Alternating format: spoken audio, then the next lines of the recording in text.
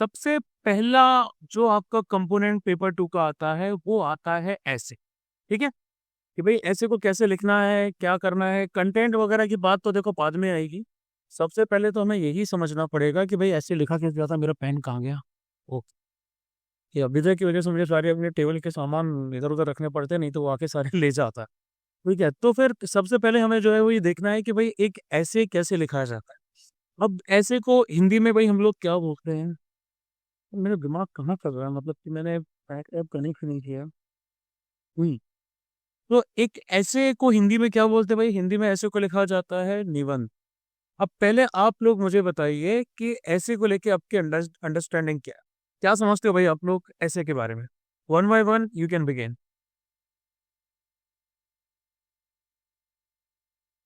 Sir कोई एक particular topic को एक्सप्लेन करना, कैसे? लाइक उसके फैक्चुअल, लाइक उसमें फैक्चुअल इंफॉर्मेशन थोड़ी बहुत, लाइक उसका भी कंटेंट एक तरीके का, लाइक उस मतलब स्टैटिस्टिकल चीज़ें उसमें ऐड करना, लाइक फैक्ट्स। फैक्ट्स और स्टैट्स से होते हैं, और ये तो फिर रिपोर्ट हो जाएगी भाई आपकी अगर हम स्टैट कर रहे हैं। बोलो युवराज। Sir, brief information regarding the topic. Brief information तो नहीं होती, 300 वर्ड्स होते हैं, तो अच्छा खासा एक हो जाता है कंसंट्रेशन वर्ड्स का। ब्रीफ तो नहीं कहेंगे एग्जैक्टली हम। ब्रीफ तो भाई हमारा भाई छोटा सा हो सकता है, 100 वर्ड्स का एंड सो। यहाँ तो यूजली आपको 300, 400, 500 से लिखने पड़ते हैं। यहाँ की बात करें CAPF की, तो भाई यहाँ पर तो आपको तकरीबन 300 वर्ड्स लिखने हैं, है ना। तो फिर क्या हो सकता है Ishita?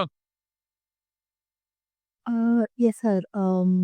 I don't know how to put in words, but maybe we can define it as something which is more analytical in nature.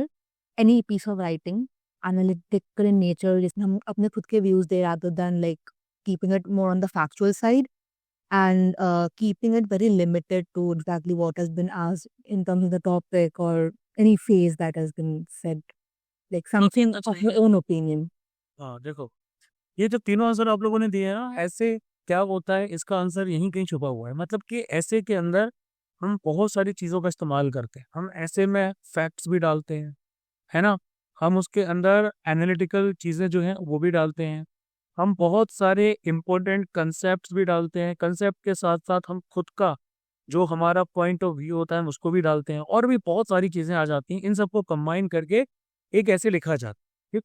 अब एक नॉर्मल ऐसे जो आप लिख रहे हैं और जो हमारा एग्जाम में पूछा जाता है उसके अंदर में क्या डिफरेंस, तो उसके डिफरेंस के सबसे पहले हम बात कर लेते हैं। तो देखो, सबसे पहले आप लोगों को पता है कि टोटल हमसे 6 एसेज पूछे जाते। ठीक है, 6 एसेज पूछे जाते हैं। इन 6 में से आपको 4 एसेज लिखने होते हैं, और 2 एसेज जो हैं उनको आप डिस्कार्ड कर सकते हैं, उनको आप छोड़ सकते हैं। एक ऐसे जो पर्टिकुलर रहता है, उस ऐसे को दिए जाते हैं 20 मार्क्स। ठीक है, एक ऐसे के 20 मार्क्स, यानी कि 4 एसेज अगर आप कर रहे हैं तो 80 मार्क्स जो है वो ऐसे के आ जाते हैं। 300 में से आपके 80 मार्क्स आ रहे हैं, मतलब एक सफिशिएंट पोर्शन हमारा ऐसे का आ जाता है। सबसे पहला क्वेश्चन में यही होता है, इसको स्किप करके आगे बढ़ना समझदारी भी नहीं है, क्योंकि 80 मार्क्स का जो आपका टोटल कंपोनेंट है वो इसके पास में आ जाता है। ठीक है, सबसे पहले ये अंडरस्टैंडिंग तो हम सबको पता है। अब आगे क्या होता है कि हर ऐसे के लिए आपको क्या दिया जाता है, आपको जो भी आंसर शीट दी जाएगी उसका पैटर्न कैसा होगा। उसका पैटर्न ऐसा होगा कि भाई आपको स्टार्टिंग में एक ऐसे के लिए दिए जाएंगे 3 पेज। 3 पेजेस आपको एक ऐसे के लिए दिए जाएंगे। फॉर एग्जाम्पल, ये भाई हमारी एक शीट है। नॉर्मली हमारे एग्जाम्स वगैरह में A4 साइज की शीट रहती है। यहाँ एक मार्जिन होगी, यहाँ एक मार्जिन होगी, यहाँ पे एक मार्जिन होती है, और यहाँ पे एक मार्जिन होती है। ये आपको बीच का हिस्सा मिलता है, ये आपका विदाउट एनी लाइन रहता है, ब्लैंक रहता है। ठीक है, तो एक A4 साइज की शीट को आप कंसिडर कर लीजिए। मैं आपको रिकमेंड करूंगा कि भाई आप अपने घर पे ही A4 साइज की शीट का एक बंडल ले लीजिए, क्योंकि आपको बहुत ज्यादा प्रैक्टिस करनी है, और प्रैक्टिस जितनी ज्यादा रियलिस्टिक हो सके उतना बेटर, है ना। एक स्केल लीजिए, इसके चारों तरफ इस तरह से मार्जिन बना लीजिए, और फिर आप अपनी प्रैक्टिस करना स्टार्ट कर सकते हैं। तो एक ऐसे के लिए आपको 3 पेज दिए जाते हैं, मतलब टोटल आपका पहले एक ऐसे आया, 3 पेज इसके। दूसरा आया 3 इसके, C D E F। इस तरीके से आपको हर किसी के लिए 3 पेजेस जो है वो दिए जाएं। अब क्या होता है कि हर पेज की स्टार्टिंग पे आपका क्वेश्चन लिखा रहता है। फॉर एग्जांपल एक हमारा आ जाता है नंबर 1, ये आपका ए लिखा हुआ है, इसके आगे जो ऐसे का टॉपिक है वो हमने लिख दिया है, जो लिखा हुआ आता है हम नहीं लिख देंगे।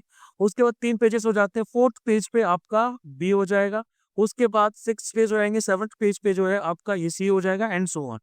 और जो जो पेजेस पे हम लिख रहे हैं कंटेंट वो तो भाई हमारा हो जाएगा। फॉर एग्जांपल भाई हम सी पर हैं, सी वाला ऐसे में नहीं लिखना, तो हम क्या करेंगे, सी वाले ऐसे को एक हल्की सी इस तरह से क्रॉस वहां बना रहे कि भाई ये हमारे लिए नॉट एप्लीकेबल, ये हमारे लिए एन है, लिखना नहीं है, बस आप इसको इस तरीके से कर देंगे। अदरवाइज जो आपका एग्जामिनर है वो ये एज्यूम करके चल लेगा कि भाई आप इस पे कुछ लिखना चाहते थे या फिर आपने इसको स्किप नहीं किया।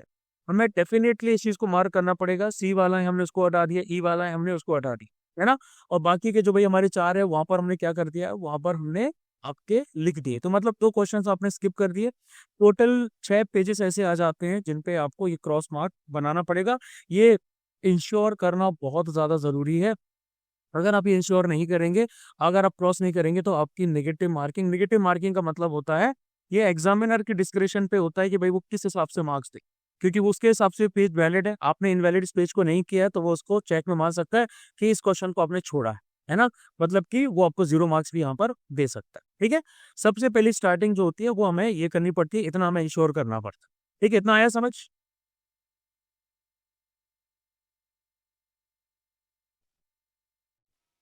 अब इसके बाद का नेक्स्ट स्टेप क्या रहता है कि भाई हमें ये देखना है कि ऐसे का एग्जैक्टली फॉर्मेट क्या होता है।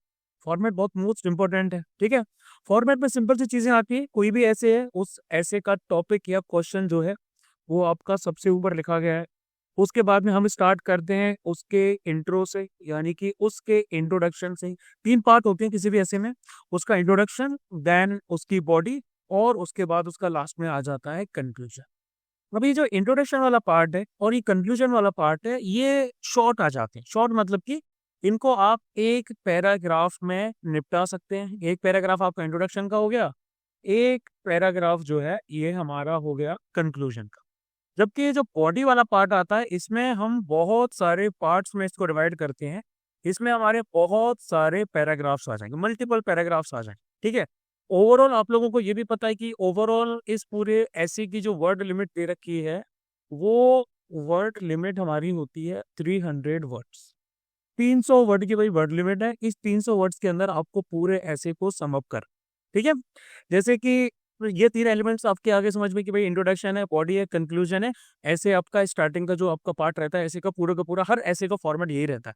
इसके बाद और हम इसको एक एक चीज को फिर हम बाइसेक्ट करना स्टार्ट करते हैं कि भाई एक एक चीज में क्या एग्जैक्टली चीजें आ जाती। फॉर एग्जाम्पल आपका क्या है कि भाई आपने क्वेश्चन, आप पेज की स्टार्टिंग पे गए, पेज की स्टार्टिंग यहाँ से हुई है, यहाँ पे उसका क्वेश्चन लिखा हुआ है जो भी आपका पर्टिकुलर क्वेश्चन है। इस क्वेश्चन के बाद में ही यहाँ से आपका जो है वो इंट्रो स्टार्ट हो जाएगा। थोड़ा सा आप स्पेस देंगे। देखो बहुत सारी चीजों का हमें ध्यान रखना है क्वेश्चन, ताकि हमें मार्क्स ज्यादा से ज्यादा मिले। इसमें सबसे बहुत मोस्ट इंपोर्टेंट चीज आ जाती है नीटनेस एंड क्लीनिनेस।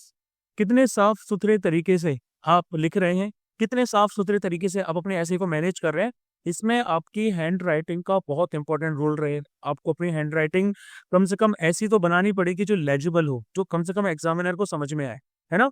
ऐसी हैंड राइटिंग आप बिल्कुल भी नहीं लिखेंगे कि जो एग्जामिनर को समझ में ना आए, क्योंकि जो चीज उसको समझ में नहीं आएगी उसका कोई सेंस बनता ही नहीं है यार, वो बंद उस चीज को स्किप करेगा, आपको मार्क्स कम से कम मिलेंगे। तो ये तीनों चीजें आपको इंश्योर करनी है, नीटनेस, क्लीननेस, हैंड राइटिंग अच्छी होनी चाहिए और प्रॉपर स्पेस देके चीजों को आपको लिखना है। ठीक है, कई लोग क्या करते हैं भाई, एक लाइन उन्होंने लिखी, उस लाइन के जस्ट नीचे दूसरी लाइन स्टार्ट कर दी, दोनों के दोनों जो लेटर्स हैं वो आपस में टकरा रहे हैं, क्रॉस कर रहे हैं, है ना।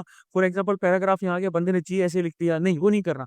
आपको प्रॉपर स्पेस मेंटेन करके चलना है 2 लाइंस के बीच में, और एक लाइन के अंदर ही अंदर जो आपके अलग अलग वर्ड्स हैं, है ना, जो अलग अलग वर्ड्स हैं आपको उनके बीच भी स्पेस मेंटेन करना है। और जो पर्टिकुलर वर्ड लिख रहे हो उस वर्ड को भी आपको ऐसे लिखना है कि उस वर्ड के लेटर्स के बीच में भी ठीक ठाक स्पेस हो, जिससे कि आप प्रॉपर तरीके से कोई भी बंदा आपको पढ़ रहा है समझ में आ जाए। बहुत इंपॉर्टेंट चीज है, लोग जो नॉर्मली इसको इग्नोर कर देते हैं, लेकिन ये सबसे बेसिक बनाता है फंडामेंटल हमारे पूरे पेपर 2 का। यानी कि ऐसे के लिए नहीं, रिपोर्ट के लिए, प्रेसी के लिए और आर्ग्यूमेंट और के लिए और बाकी सब चीजों के लिए भी ये सबसे मोस्ट इंपॉर्टेंट चीज आ जाती है, सबसे बेसिक चीज आ जाती है। ठीक है, तो अब जैसे कि फॉर एग्जांपल आपका क्वेश्चन लिखा हुआ है, क्वेश्चन के नीचे आपका इंट्रो स्टार्ट हो जाता है ना। अब ये जो इंट्रो है आपको लिखना नहीं होता, आपको ये हेडिंग नहीं देनी कि भाई आप हम इंट्रो स्टार्ट कर रहे हैं और फिर आपने लाइंस लिखना स्टार्ट कर दिया, नो नेवर।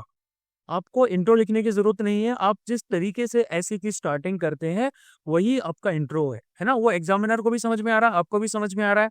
यानी कि आप क्या कर रहे हैं, आप किसी टॉपिक को, जो टॉपिक ऊपर लिखा हुआ है, आप उसको इंट्रोड्यूस कर रहे हैं। और भाई हम इंट्रोड्यूस क्यों कर रहे हैं, टॉपिक के ऊपर लिखा हुआ है, इसकी नेसेसिटी क्या है? इसकी नेसेसिटी सिंपल सी इतनी समझ लीजिए कि भाई जो भी एग्जामिनर है, आप इसको ऐसे समझिए कि भाई ये बंदा इस फील्ड में नोविस है, इस फील्ड का बिगिनर है, हमें इसको समझाना है। अब आप मुझे ये बताइए कि किसी को आप समझाना चाहते हैं किसी भी चीज को, कोई भी बंदा हो सकता है, एग्जामिनर जरूरी नहीं है कि वो हिस्ट्री का एक्सपर्ट हो, आपका टॉपिक हिस्ट्री हो सकता है वो इंटरनल सिक्योरिटी का एक्सपर्ट ना हो सकता है वो पॉलिटी का एक्सपर्ट ना हो, वो इकोनॉमिक्स का एक्सपर्ट हो, लेकिन आपका जो टॉपिक है वो पॉलिटी के ऊपर है। तो भाई मुझे आप लोग ये बताइए अपने पॉइंट ऑफ व्यू में कि आप उसको कैसे समझाएंगे, आप किस तरह की लैंग्वेज का यूज करें। One by one please.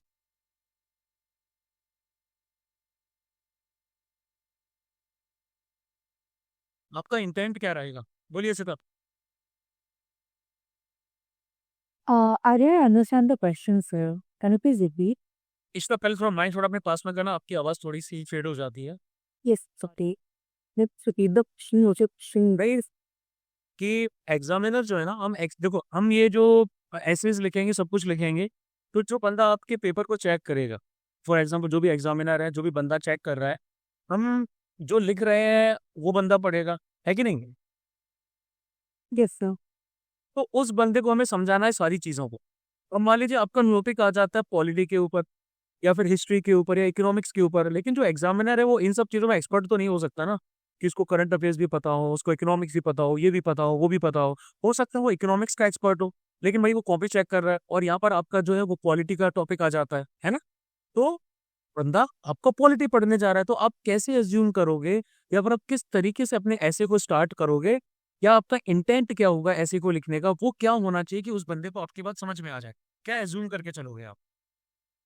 Okay, sir. So, to begin with, I would frame the basic term in the topic in a very layman language. Then, mm, the intricacies of it, कोई example दे के, या फिर कोई incident जो कभी current affairs में या फिर कुछ भी हुआ हो जो the larger audience would know about it. Maybe I would start it off like that, and then maybe conclude it with any thoughts or any suggestion of the topic. बिल्कुल, अभी बस इंट्रोडक्शन का पूछ रहा हूँ, है ना? तो बस ये बिल्कुल सही है। युवराज और हिमांशु तुम लोग बताओ। सर लाइक इसमें हम क्या करते, जैसे sir corona for example corona virus था, लाइक ये कब स्टार्ट हुआ, कहाँ से हुआ, लाइक और लाइक किस टाइप का वायरस है, लाइक इस तरीके से इंट्रोडक्शन स्टार्टिंग में दे सकते हैं हम।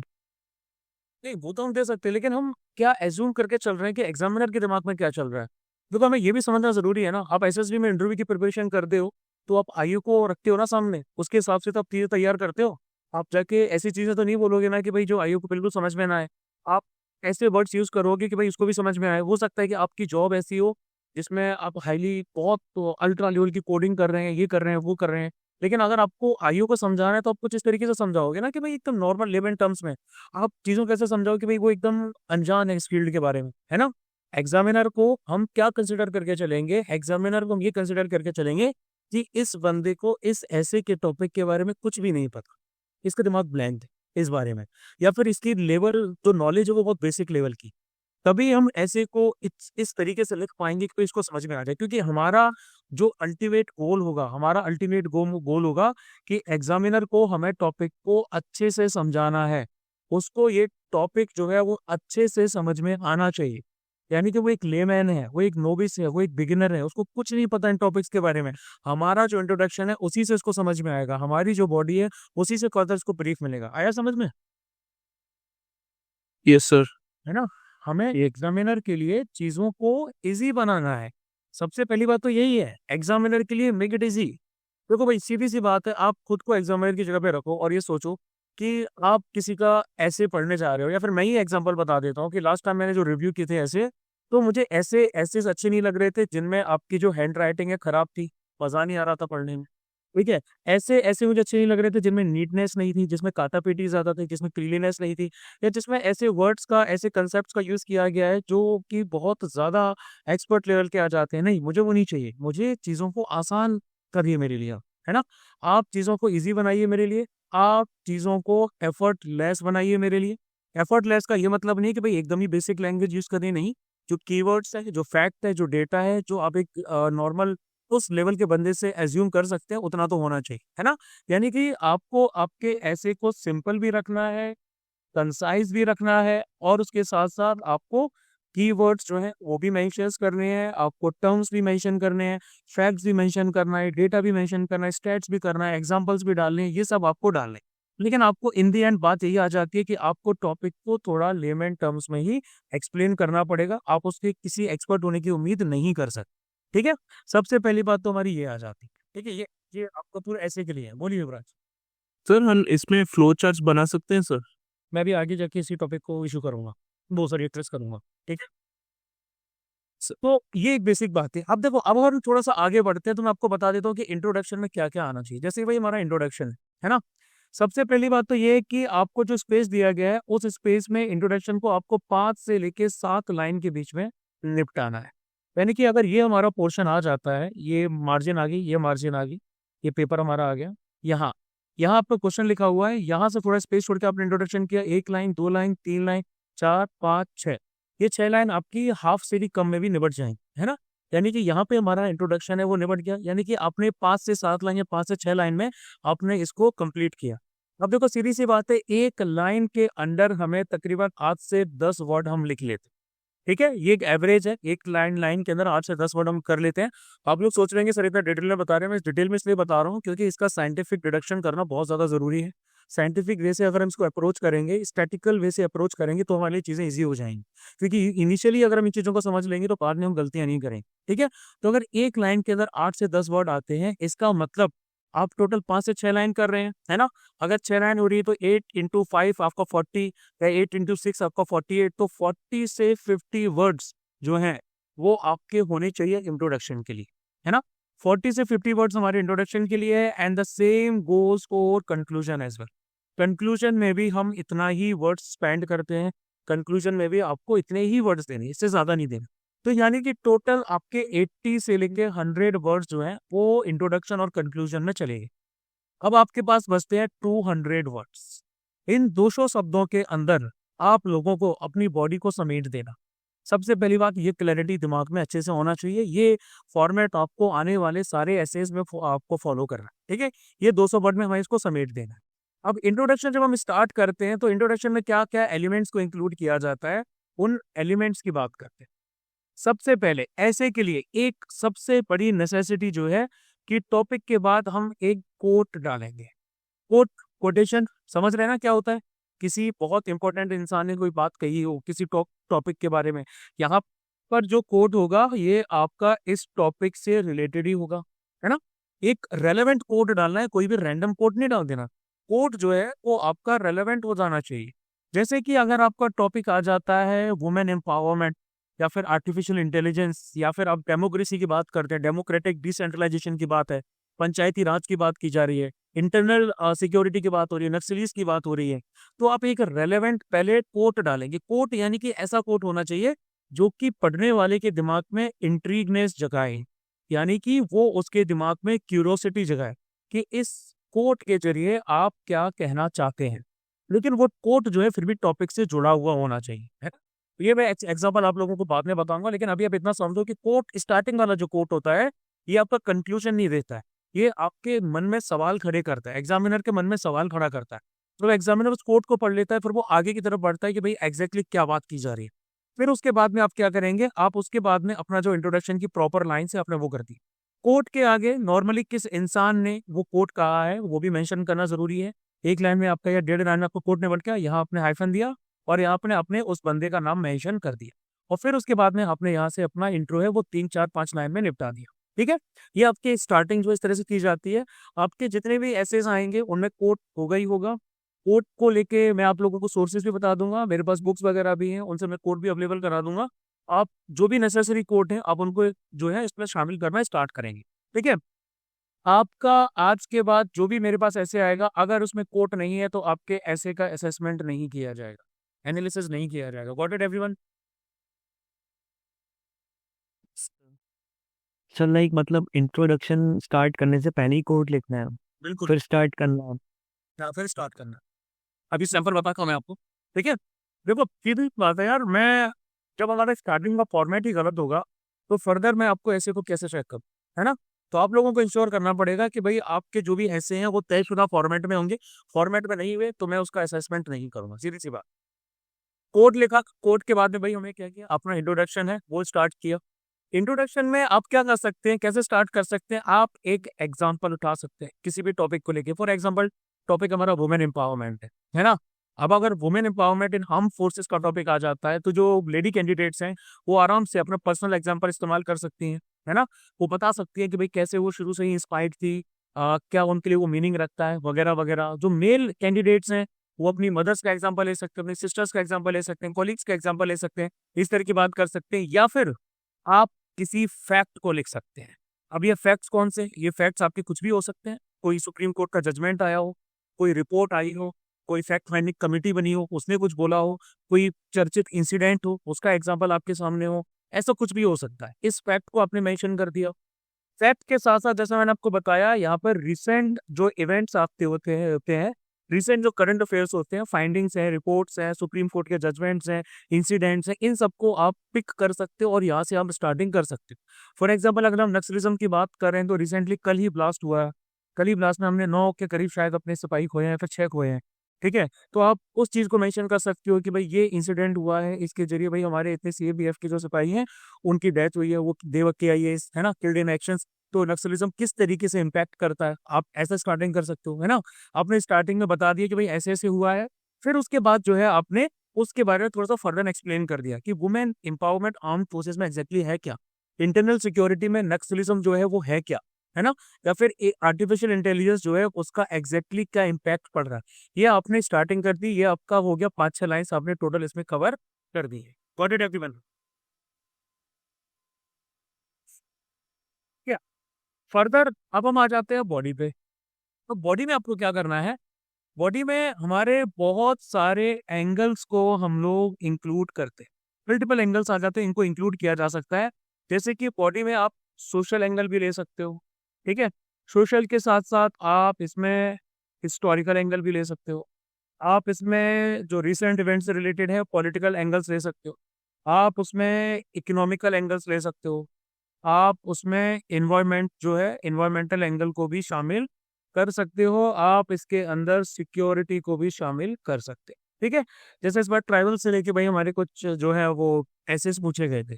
तो अगर फॉर एग्जांपल अगर हम पर्टिकुलरली वनरेबल ट्राइबल ग्रुप्स की बात करते हैं, पीबीटीजीज नाम आपने सुना होगा। 75 ऐसी अनुसूचित जनजातियां हैं जो कि खतरे में है, वनरेबल है, वीक है काफी ज्यादा, है ना? सरकार ने इनके लिए स्कीम्स वगैरह भी निकाली है।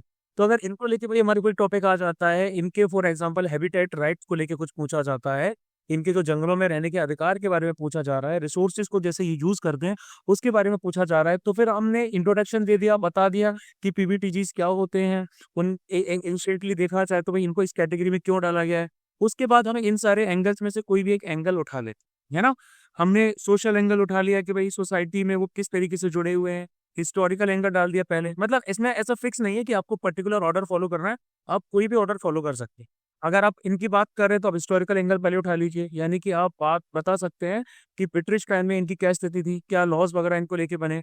फिर आप सोशल एंगल डाल सकते हैं कि अभी सोसाइटी के साथ में ये कितना एसिमिलेटेड है, या फिर इनको जो है पीबीटीजी का दर्जा क्यों दिया गया है, क्यों इनके लिए स्कीम्स नेसेसरी हैं।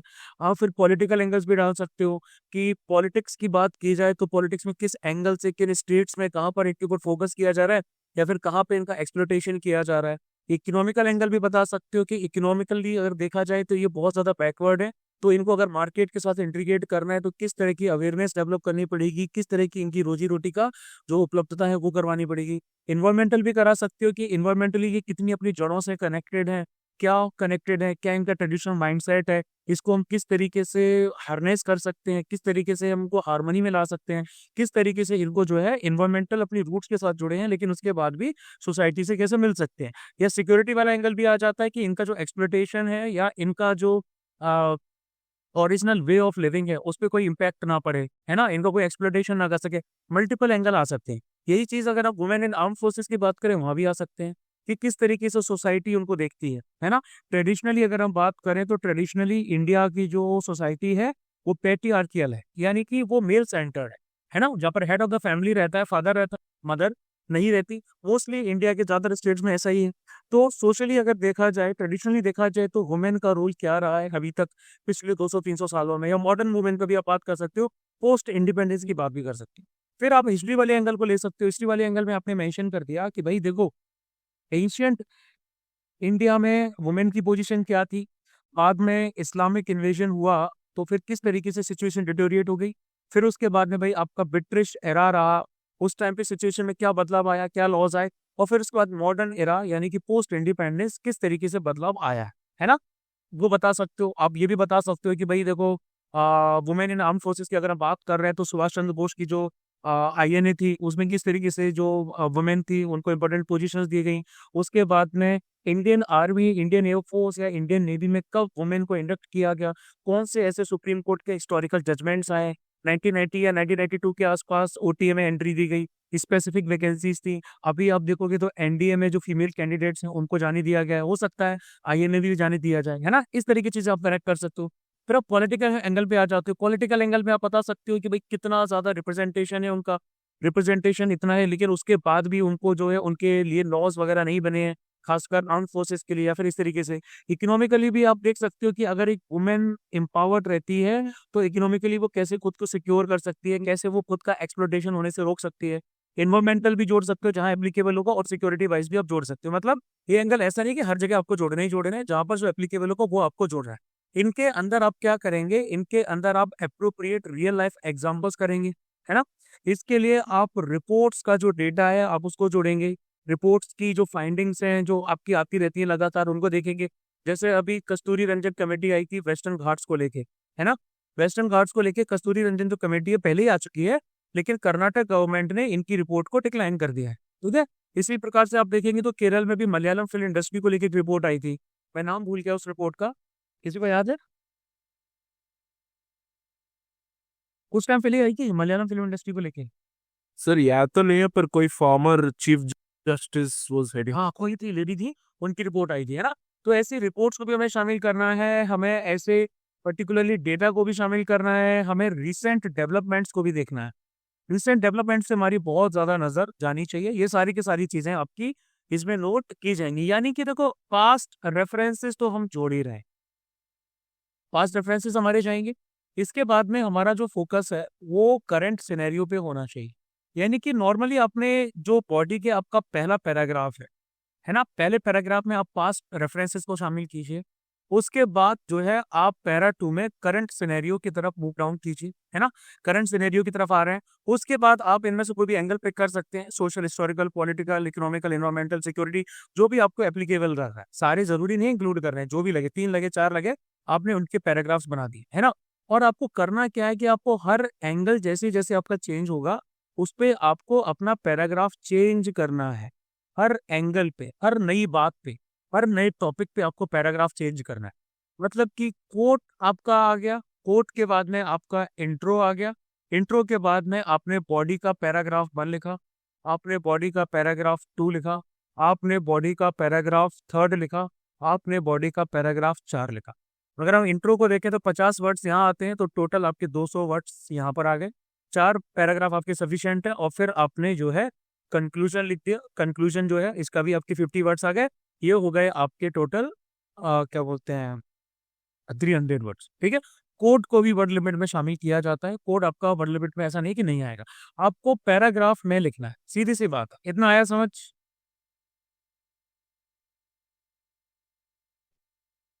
इस ठीक है, ये बेसिक सी चीज है, फॉलो करनी पड़ेगी आप लोगों को। अब इसके बाद में क्या आ जाता है कि आपको ऐसे में और क्या क्या शामिल करना होता है। ऐसे में एक पॉइंट आता है जहां पर आपको उस टॉपिक से रिलेटेड चैलेंजेस के बारे में बताना होता है।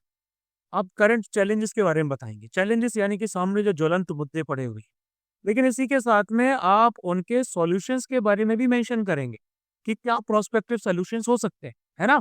देखो, सबसे बढ़िया चीज क्या होती है किसी भी टॉपिक को लेके कि आप पहले एक लोगों का मुद्दा जो ध्यान खींचते हैं एक ऐसे मुद्दे की तरफ जो पॉसिबिलिटी हो सकता है या फिर जो पॉसिबिलिटी है, और फिर आप उसका सॉल्यूशन भी सुझाते हैं। ये कंपनीज, बड़ी बड़ी एमएनसीज क्या करती हैं, सबसे पहले वो एक ऐसा इशू क्रिएट करती है जो है ही नहीं, एक नेसेसिटी क्रिएट करती है, एक नीड क्रिएट करती है ना। तो जब वो नीड क्रिएट हो जाती है उसके बाद वो बोलते हैं कि भाई ये रहा हमारा सॉल्यूशन। इसी तरीके से भाई आपका टोटल जो कॉर्पोरेट है वो चलता है। यहाँ पे भी आपको कुछ यही पैटर्न अपनाना है कि पहले आपको चैलेंजेस को मेंशन करना है, देन आपको सॉल्यूशन पे मूव करना है। देखो आप फौज में चले जाइए, आप सीएपीएफ में चले जाइए, कहीं भी चले जाइए, आप अपने कमांडिंग ऑफिसर के पास जाएंगे, आप बोलेंगे कि सर जवानों के साथ ये मुद्दा है, ये चैलेंज आ रहा है, जवान मेरी बात नहीं सुन रहे हैं, ये हो रहा है, वो हो रहा है। सीओ आपको भगा देगा, बोलेगा यार कैसे आदमी हो यार, तुम कैसे लीडर हो, है ना? आप मेरे पास सिर्फ चैलेंज लेके आए हो, नहीं, आपको सॉल्यूशन भी मेरे पास लाने पड़ेंगे। आप चैलेंजेस को मेरे सामने लाइए, सॉल्यूशंस भी बताइए कि सर ये सॉल्यूशंस हमारे पास अवेलेबल है, हम बताइए इनमें से किस पे एक्ट करें। फिर मैं आपको बता दूंगा कि भाई इनमें से किस में से एक्ट करना है, फिर आप उसके ऊपर एक्ट करो। मतलब ये सिंपल सी चीज जो होती है वो हमें करनी होती है, ठीक है। अब इसके साथ साथ चैलेंजेस और सॉल्यूशंस आपने डाले हैं, आप कुछ इनिशिएटिव्स की बात भी कर लेंगे। आप यहाँ पर इनिशिएटिव्स को भी देखिए, ठीक है।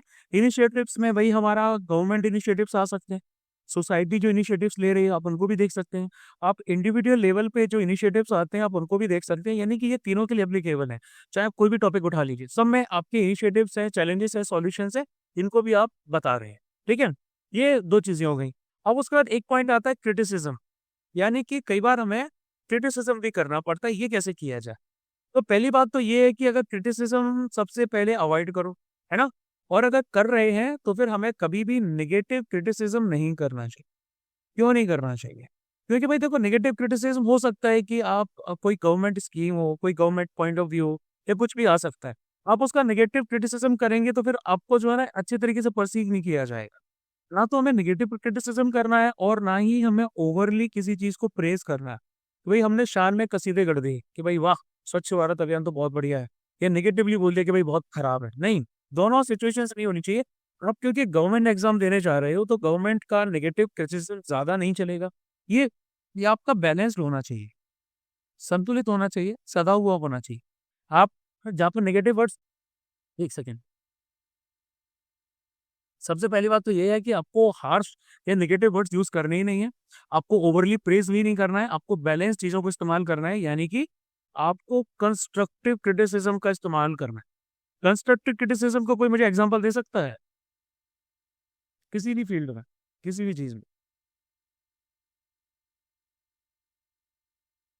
सर रेलवेज में, जैसे सर जैसे अभी अपना टाइमिंग्स लाइक रेलवे में डिलेस होते हैं ना सर, उन्हें इम्प्रूव करना, सिग्नल ऑप्टिमाइजेशन करना। मतलब कंस्ट्रक्टिव क्रिटिसिज्म जो है ना, ये हमारा चैलेंजेस और सॉल्यूशन का पार्ट ही आ जाता है। कि आपने सबसे पहले किसी चीज को क्रिटिसाइज कर दिया, इस चैलेंज को लेकर आपने पॉइंट आउट कर दिया कि भाई हमारी रेलवे इतनी बढ़िया है, इतनी एफिशिएंट है, फलाना है, ढिमाका है, मेक इन इंडिया हो रहा है, ऐसा हो रहा है, वैसा हो रहा है। बट डिस्पाइट ऑफ दैट जो मेजोरिटी ऑफ द रेल्स हैं, जो ट्रेन हैं, वो अपने टाइम पे नहीं पहुंच पा रही है ना। तो आप उसको लेके कुछ चीजें सॉल्यूशंस बता सकते हैं। तो ये हमारा एक कंस्ट्रक्टिव क्रिटिसिज्म के केस में आ जाएगा। या फिर कई बार जो क्रिटिसिज्म रहता है, कंस्ट्रक्टिव क्रिटिसिज्म रहता है, इसमें जो सॉल्यूशन प्रोवाइड करते हैं, ये सॉल्यूशन आपके कंक्लूजन का पार्ट भी बन जाता है, ठीक है। ये आपके कंक्लूजन का पार्ट भी हो सकता है, क्योंकि हमने पूरे टॉपिक में, पूरे इंट्रोडक्शन में, बॉडी में उस टॉपिक के बारे में बात की है, हमने उसके इश्यूज से रिलेटेड बात की है, तो लास्ट में हम कंक्लूजन में भी चीजों को ऐड कर देते हैं। यानी कि कंक्लूजन में बेसिकली क्या होता है कि जब कंक्लूजन हम लिखते हैं तो कंक्लूजन में आपकी एक होप होती है, यानी कि एक पॉजिटिव हमारा क्या रहता है, आउटलुक रहता है। हम पॉजिटिव आउटलुक को मेंशन करते हैं, एक होप को करते हैं। हम या तो कुछ पर्टिकुलर सॉल्यूशंस की बात करते हैं, या फिर हम क्या करते हैं, हम एक अच्छे फ्यूचर की को देखते हुए बात करते हैं कि फ्यूचर में ऐसा हो सकता है, वैसा हो सकता है। यानी कि ओवरऑल अगर इसको सम किया जाए तो इसको हम बोल सकते हैं कि एक फॉरवर्ड लुकिंग अप्रोच जो है वो हमारी होनी चाहिए, ठीक है। एक फॉरवर्ड लुकिंग अप्रोच आपके सॉल्यूशन में दिखनी चाहिए। उसके साथ साथ एक मेजर गलती जो लोग कर देते हैं कंक्लूजन में, कि वो कंक्लूजन को सम अप कर देते हैं या फिर चीजों को रिपीट कर देते हैं, क्योंकि नहीं किया जाना। कंक्लूजन चीजों को रिपीट करने को लेके नहीं है। आपने जो इंट्रोडक्शन ऑफ बॉडी में मेंशन किया है, वो भाई हमें यहाँ रिपीट नहीं करना है ना। यहाँ पर हमें उन चीजों को ना तो रिपीट करना है, ना ही हमें उनको क्या बोलते हैं, सम अप करना है। नहीं, कंक्लूजन भाई हमारा चीजों को सम अप करने के लिए नहीं है, हमारी चीजों को रिपीट करने के लिए नहीं है। ये हमें एक फॉरवर्ड लुकिंग अप्रोच दे रहा है, ये हमें एक दूसरा डायमेंशन दे रहा है उन टॉपिक्स के बारे में, उन मुद्दों के बारे में जो अभी अभी हमने लिखे हैं। और कंक्लूजन फिर लिखने के बाद में आप एंडिंग में भी एक कोट लिखेंगे, जिसमें उस इंसान का नाम होगा जिसने वो कोट दिया है। अगर अननोन है तो आप अननोन लिख देंगे, अगर फेमस कोट है तो फिर आप अननोन लिख सकते हैं, ठीक है। अब देखो भाई, ये जो लास्ट वाला कोट है, ये इनिशियल कोट से कैसे डिफरेंट रहेगा? ये जो लास्ट वाला कोट रहेगा, ये आपका कंक्लूसिव रहेगा नेचर में। कंक्लूसिव यानी कि इसके अंदर किसी तरह की क्यूरोसिटी आपको नहीं दिखाई देगी, इसके अंदर किसी तरह का क्वेश्चन आपको नहीं दिखाई देगा। ये आपका क्या करेगा, माहौल को शांत करने वाला काम करे, है ना। जब हम आखिरी में कोई बात खत्म करते हैं तो हम एक कुछ बड़ी सी बात बोल के खत्म करते हैं कि चलो भाई ऐसा जो हुआ सो हुआ, अच्छा हुआ, फलाना हुआ, ढिमाका हुआ, इस तरह से और कुछ बात बोलेंगे। तो यहाँ कंक्लूजन में आपके जो कोड है वो कुछ इस तरीके का रहेगा कि जो आपकी पूरी बॉडी के साथ कनेक्ट करता है, जो कि एक फॉरवर्ड लुकिंग अप्रोच दे रहा है, एक पॉजिटिव फीलिंग जनरेट कर रहा है, ऐसा नॉर्मली आपका कोड होना चाहिए। ठीक है, ये बेसिक चीजें हो जाती हैं। सबसे लास्ट में एक और चीज आ जाती है, आपने यहाँ पर जितनी भी चीजों को, इंपॉर्टेंट चीजों को लिखा है उनको अंडरलाइन करते जाना है। आपने चाहे फैक्ट्स लिखे हैं, अंडरलाइन करेंगे। आपने कुछ पर्टिकुलर कीवर्ड्स का इस्तेमाल किया है, आप अंडरलाइन करेंगे। आपने डेटा का यूज किया है, अंडरलाइन करेंगे। इंपॉर्टेंट कमेटीज का नाम यूज किया है, सुप्रीम कोर्ट के जजमेंट का नाम यूज किया है, फैक्ट्स का यूज किया है, फाइंडिंग्स का यूज किया है, रिपोर्ट्स का यूज किया है, मेंशन कर रहे हैं किसी को भी, तो आप यहाँ पर अंडरलाइन करेंगे। यानी कि अंडरलाइन करना बहुत बहुत बहुत ज्यादा जरूरी है। ये आपका एक जनरल हो जाता है फॉर्मेट। आया समझ की नहीं? Yes, sir. Got it? कोई भी चीज जो आपको समझ में आ रही हो मुझे बताओ। देखो वैसे तो हम डिस्कशन इसका डेली करेंगे ही आगे जाके, लेकिन अभी मुझे बताओ। यस। है ना? चलो, अब उसके बाद में देखते हैं भाई हम कि कुछ जनरल पॉइंट्स की बात करेंगे ऐसे के बारे में। ठीक है, इन जनरल पॉइंट्स को भी ऐसा समझ सकते हैं कि भाई मैं कुछ डूज एंड डोंट्स बता है। ठीक है, तो देखो सबसे पहला बात आ जाता है कि भाई डेविएट नहीं होना है अपने टॉपिक से। ठीक है, लोग भावनाओं में बह जाते हैं, लोग भावनाओं में बह जाते हैं। टॉपिक होता है भाई हमारा वुमेन एम्पावरमेंट इन आर्म फोर्सेस, वो बात करने लगते हैं women empowerment in politics, women empowerment in self help groups, women empowerment in society, women empowerment राष्ट्रपति के तौर पे, प्रधानमंत्री के तौर पे, फलाने के तौर पे, ठिकाने के तौर पे। सब टॉपिक से डेविएट हो रहा है। हमारी बात सिर्फ आर्म फोर्सेस की चल रही है ना। हम बात कर रहे हैं पीवीटीजीज की, आप बात करने लगे इंसर्जेंसी की, या फिर आप बात करने लगे ट्राइबल्स की फर्दर, और किसी टॉपिक की बात करने लगे, कस्टम्स की बात करने लगे, या फिर और भी बहुत सारे इश्यूज होते हैं उनकी बात आप कर रहे हैं, है ना। हम बात कर रहे हैं फॉर एग्जांपल, अभी कौन सा टॉपिक चल रहा है, फॉर एग्जांपल आपके मिडिल ईस्ट के क्राइसिस की बात चल रही है। आप मिडिल ईस्ट के क्राइसिस से डायरेक्ट पहुंच गए रशिया और यूक्रेन की, आप वहां पर डीप स्टेट की बातें लिखने लगे कि भाई डीप स्टेट का क्या है। आप कनाडा की बातें करने लगे कि भाई जसविंदर जो है उसने क्या बोलते हैं वो कर दिया है, रिजाइन कर दिया है। ठीक है, आप यूके की बात करने लगे कि भाई वहां पे क्या चल रहा है। नहीं भाई, आपको टॉपिक से डेविएट नहीं होना, and you don't have to beat around the Bush.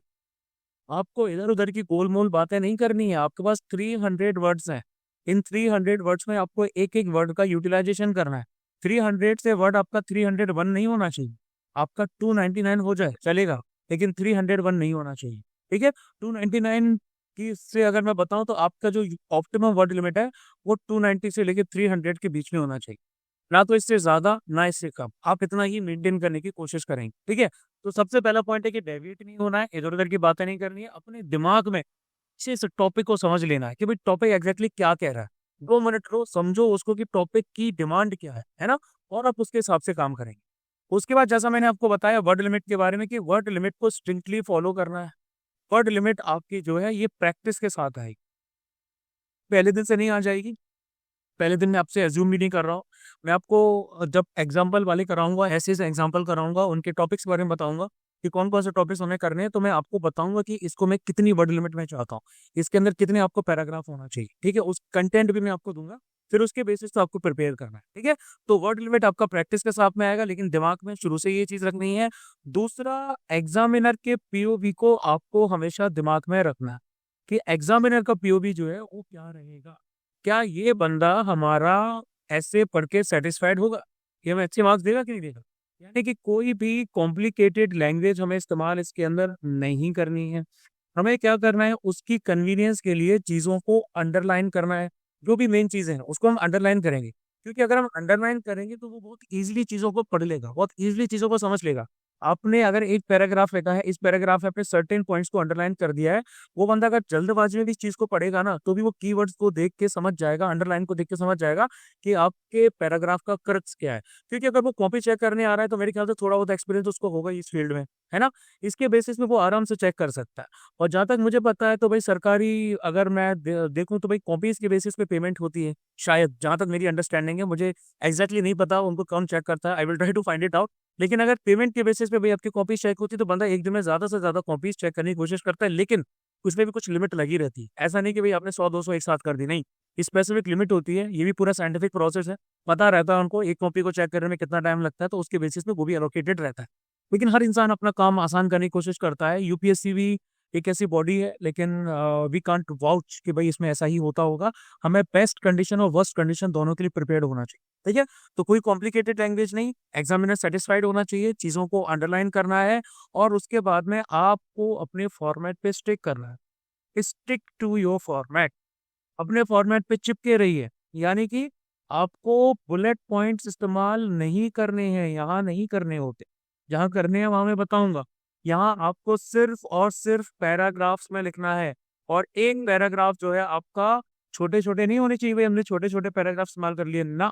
आपका पैराग्राफ मॉडरेट लेवल का होना चाहिए, 5 से 6 लाइन तो उसमें कम से कम होनी ही चाहिए, तभी वो पैराग्राफ जैसा दिखेगा। 2 लाइन वाला पैराग्राफ नहीं दिखेगा, 3 लाइन वाला भी पैराग्राफ नहीं दिखेगा, ठीक है।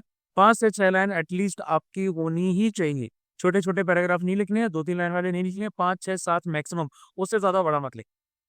अब उसके बाद स्टार्टिंग में भाई यमराज ने पूछा था कि भाई फ्लो चार्ट्स का क्या करना है, तो अवॉइड फ्लो चार्ट्स।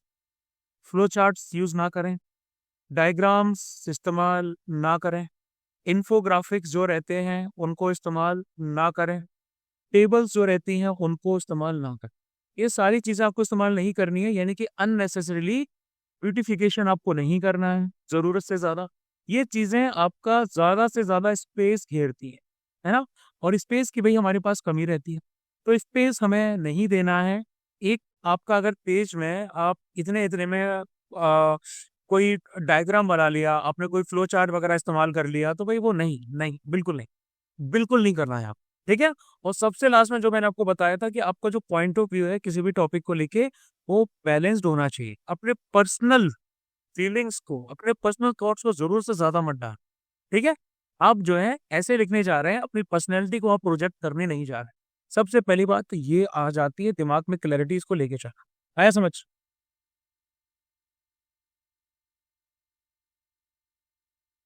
अब उसके बाद में क्या होता है, अब हम बात करते हैं कि भाई हम कौन कौन से सोर्सेस इस्तेमाल करेंगे, ठीक है। सबसे पहली बात, न्यूज़पेपर्स। सीडीएस के लिए न्यूज़पेपर्स जरूरी नहीं होते, उन लोगों का पेपर इतना इंटेंस नहीं होता, लेकिन आपको डेली न्यूज़पेपर्स पढ़ने हैं। कोई भी एक न्यूज़पेपर पिक कर लीजिए, मल्टीपल न्यूज़पेपर्स पिक करने की जरूरत नहीं है। मैं टेलीग्राम चैनल आपको बता दूंगा जहाँ पर आप ज्वाइन कर सकते हो, वहाँ पर डेली न्यूज़पेपर्स आते हैं। अगर आपके पास हार्ड कॉपी आती है तो और बढ़िया है, अगर सॉफ्ट कॉपी से देखना चाहते हैं तो आप वो भी देख सकते हैं। कई कई टेलीग्राम चैनल है, वहाँ पे न्यूज़पेपर का आईएएस वाला एडिशन आता है। आईएएस वाला एडिशन मतलब कि जो कि आपके सिविल सर्विसेज के लिए या यूपीएससी के लिए जरूरी है, तो आप ऐसे जो न्यूज़पेपर्स हैं उनको भी देख सकते हैं। अब यहाँ लेकिन हमें पढ़ना क्या है, तो न्यूज़पेपर में हमें सब कुछ नहीं पढ़ना होता। सबसे पहले हमें एडिटोरियल्स को देखना होता है। एडिटोरियल्स यानी कि संपादकीय। एडिटोरियल्स में आपके आते हैं बहुत सारे अलग अलग टॉपिक, ठीक है। टॉपिक्स आपके मल्टीपल आ सकते हैं। आपके टॉपिक्स में इंटरनल सिक्योरिटी के बारे में भी आ सकता है, के टॉपिक में इंटरनेशनल रिलेशंस जो है उसके बारे में भी आ सकता है, कोई नेशनल पॉलिसी है, कोई नेशनल स्कीम है, कोई आपका प्रोग्राम है, उसके बारे में भी आ सकता है, ठीक है। क्या बोलते हैं, सोसाइटी के बारे में भी कुछ टॉपिक्स आ सकते हैं, सोशल टॉपिक्स आपसे पूछे जा सकते हैं। इसके साथ साथ इकोनॉमिक्स के बारे में भी भाई यहाँ पे कुछ लिखा हो सकता है। इकोनॉमिक्स को लेके कई आपके एक्सपर्ट्स हैं, वो कुछ लिखते हैं। रघुराम राजन का जो है, जो आपके एक्स वो रह चुके हैं गवर्नर आरबीआई के, उनका दैनिक भास्कर में ऐसे एडिटोरियल आया है। लेकिन मैं हिंदी की बात नहीं कर रहा हूँ, मैं इंग्लिश की बात कर रहा हूँ, है ना। तो भाई ये हमें देखने हैं, तो इन चीज़ों पे आपका फोकस रहेगा। इसके साथ साथ न्यूज़पेपर में आने वाली अलग अलग एनालिसिस, अलग अलग रिपोर्ट्स, इनको भी आपको देखना है फर्दर आपके आर्गुमेंट्स के लिए और रिपोर्ट्स वगैरह के लिए, ठीक है। जैसे कि भाई आपका ह्यूमन डेवलपमेंट इंडेक्स की रिपोर्ट आ गई, ठीक है। फूड सिक्योरिटी को लेके भाई हमारा कोई टॉपिक आ गया, ह्यूमन रिसोर्सेज से रिलेटेड कोई टॉपिक आ गया, एग्रीकल्चर के इंडाइसेस हैं, इनकी जो रिपोर्ट्स होती हैं, इनकी जो इंडाइसेस होते हैं, जो बड़ी-बड़ी कंपनीज़ हैं और बड़े-बड़े इंस्टीट्यूशंस आपके लागू करते रहते हैं, इन सबको भी हमें देखना है, ठीक है? ये सारा कंटेंट हमें पिक करना है। इसके बाद में क्या करना है भई आपको आपको इनकी जो प्रैक्टिस है वो शेड्यूल बना के करनी है। यानी कि आपने शेड्यूल बनाया, शेड्यूल के बाद में अपने अपने आवर्स को फिक्स किया, कि भाई इतने घंटे मुझे 1 वीक में देना है। डेली के हिसाब से मत बनाओ, वीक के हिसाब से बनाओ, ये थोड़ा-सा ज़्यादा लेंथी चीज़ आ जाती है। आपको अपने आवर्स को फिक्स करना है, वीक के हिसाब से आप अपने आवर्स को फिक्स कीजिए। आप एक स्पेसिफिक टाइम जो है आप उसको डेडिकेट कीजिए, अलॉट कीजिए। स्टार्टिंग में ये टाइम आपको कोई भी हो सकता है, लेकिन जैसे-जैसे हम एग्ज़ाम के पास आते जाएँगे, वैसे ही मैं आपको बताऊँगा कि आप एग्ज़ाम वाला जो टाइम है, आप एग्ज़ाम वाले टाइम में ही इसकी प्रैक्टिस करें, ठीक है? तो आपको आवर फिक्स कर लेने हैं, वीकली हिसाब से टाइम एलोकेट करना है। उसके बाद में असाइनमेंट्स मैं आप लोगों को दूँगा। मैं आपको कंटेंट को प्रॉपर तरीके से एक्सप्लेन करूँगा कि भई देखो इस महीने के आपके 10 टॉपिक्स हैं, है ना?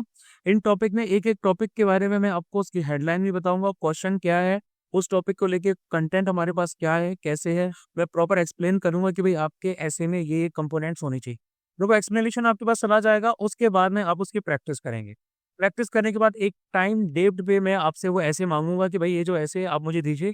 आप उस ऐसे को स्कैन करके प्रॉपर पीडीएफ फॉर्मेट में मेरे पास भेजेंगे। फिर हमारी क्लास होगी और हम बारी से बैठ के उन पर्टिकुलर एसेस को डिस्कस करेंगे, starting from the quote. Quote पे भाई एंडिंग तक हम देखेंगे कि भई क्या-क्या चीज़ें जो हैं वो आपका ज़रूरी था, क्या-क्या चीज़ें जो हैं वो आपने मेंशन की हैं और क्या-क्या आपने चीज़ें नहीं की हैं, कहाँ-कहाँ आपके मार्क्स खत्म हो सकते हैं, डिड्यूस हो सकते हैं, ठीक है? ये बेसिक हमारा ऐसे का ओवरऑल चीज़ करनी थी जो हमें अपने लेवल पे करनी थी। अब अगर हम ये देखें कि भई एग्ज़ाम के टाइम पे हमें क्या करना है ना? एग्ज़ाम के टाइम ऐसे के साथ हमें कैसे डील करना है? तो देखो, सबसे पहली चीज़ तो ये है आपको ये डिटरमाइन कर लेना है कि एक ऐसे के लिए हमें कितना टाइम देना है। ओवरऑल 300 मिनट्स सॉरी 3 आवर्स आपके पास में आ जाते हैं, ठीक है? 3 आवर्स का मतलब है 180 मिनट्स हमारे हाथ में है। अब इन 180 मिनट्स में से एक ऐसे को हम कितना टाइम देंगे? एक optimum time, ideal time exam के टाइम ऐसे को दिए जाने वाला है 16 से लेके 18 मिनट्स। घड़ियाँ आप लोग अपने पास रखेंगे ऑल द टाइम प्रैक्टिस करते हुए। यहाँ पर मिनट की जो ट्रेनिंग होती है वो बहुत ज़्यादा इम्पोर्टेंट है।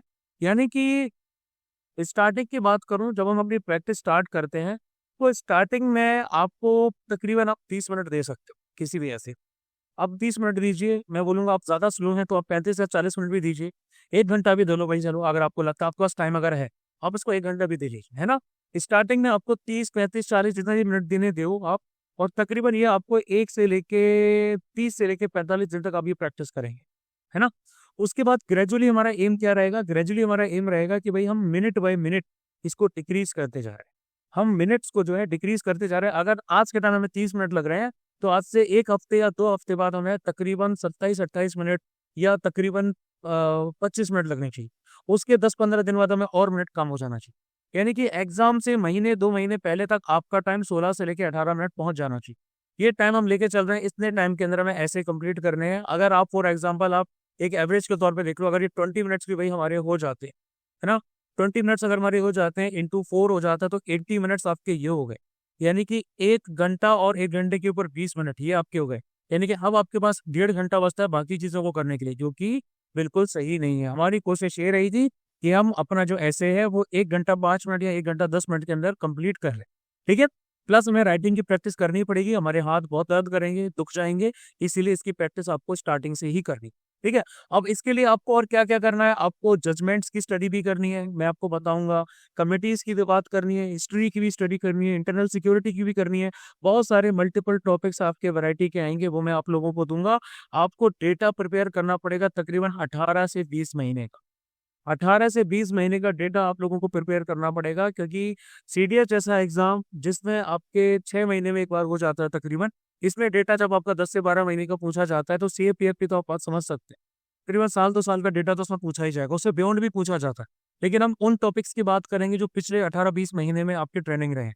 अब हमारा एग्ज़ाम आ जाएगा अगस्त के फर्स्ट वीक में, है ना? 2025 में। तो आप ये समझ लीजिए कि आप पिछले ईयर के अराउंड मार्च या अप्रैल के आसपास से आप स्टार्ट कर देंगे, ठीक है? मार्च अप्रैल के आसपास का टाइम सही रहेगा, फाइनेंशियल ईयर की स्टार्टिंग ले लीजिए। अप्रैल 2024 ऑनवर्ड्स जो है आप टॉपिक्स को पिक करना स्टार्ट कर देंगे और हम उनका डिस्कशन करना स्टार्ट करेंगे। अप्रैल 2024 ठीक है? कोई समस्या है किसी को? तो सिर्फ ट्रेंडिंग टॉपिक ही लेने 2024 से मार्च अप्रैल के। मार्च अप्रैल की भी देख लेंगे। ट्रेंडिंग टॉपिक्स तो हमें देखने ही देखने हैं, लेकिन उसके अलावा और भी ऐसे टॉपिक्स हमें देखने हैं जो बहुत इंपॉर्टेंट है। ठीक है, तो 18 से 20 महीने का डेटा जो है वो आप लोगों को प्रिपेयर करना पड़ेगा। इस डेटा को आपको कंपाइल करना पड़ेगा, आपको इंटेंस नोट्स बनाने पड़ेंगे। नोट्स मेकिंग पेपर 2 के लिए बहुत बहुत ज़्यादा ज़रूरी है, बहुत बहुत ज़्यादा ज़रूरी है। आपको मैंने जो भी एक्सप्लेन किया है, आप अभी जाएंगे क्लास के बाद में, जब भी आपको नेक्स्ट टाइम मिलता है कल के दिन, आप कल के दिन बैठ के इसके पूरे नोट्स बनाएंगे, जो जो चीज़ें मैंने आपको मेंशन की। मैं आपको ये एनोटेशन वाली जो पीडीएफ है, ये पीपीटी नहीं भेजने वाला। ठीक है, आप लोगों को सिंपली बैठ के खुद को जाके इस लेक्चर को दोबारा सुनना है और आप जाके इसके नोट्स बनाएं। Got it?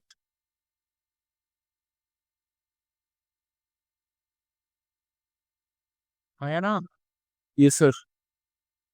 ये सबकी आवाज आनी चाहिए। ठीक है, ये आपको काम करना है और ये काम आपको लगातार करते रहना है, ये एक बार के लिए नहीं है। अभी जब हम एसेस का या पर्टिकुलरली किसी भी चीज का डिस्कशन करेंगे तो होगा क्या? सिंपल सी चीज ये होगी कि मैं जो भी आपको फ्लॉज बताऊंगा या जो भी मैं चीजें बताऊंगा जो आपको करते रहना है, वो चीजें भी आप अपने नोट्स में इंक्लूड करेंगे। और कोई भी आप ऐसे प्रिपेयर करने जा रहे हैं तो जस्ट गो थ्रू दोस नोट्स, एक बार 5 मिनट के नोट्स को पढ़ लो ऐसे को प्रिपेयर करने से पहले, आपको समझ आएगा कि आपको करना क्या है। ठीक है।